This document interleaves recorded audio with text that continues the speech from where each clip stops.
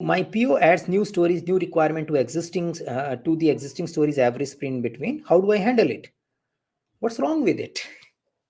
Yeah. And if something is wrong with it, talk about that wrong. So your product owner is adding something in an ongoing sprint. Yeah. What's wrong with it? That wrongness must be hurting you as well as to product owner. Talk about that wrongness and get it resolved. And if everything is working good, nothing is wrong with it, it's a great thing.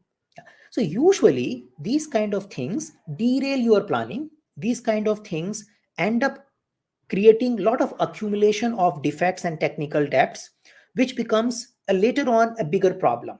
So if as a scrum master, I start equating, quantifying those things, how many defects got added at the end of an iteration, how many things got bypassed because of the change on thing, then I have those reasons, yeah, to explain.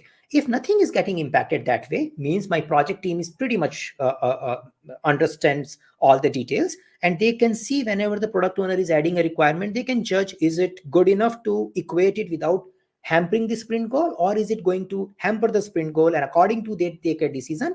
When it is not hampering, they take it. When it is hampering, they don't take it. Then it's perfect. So the whole idea here is the sprint goals should not be disturbed. The stakeholder communication remains clear. Expectations should get managed, and we should not take technological bypass.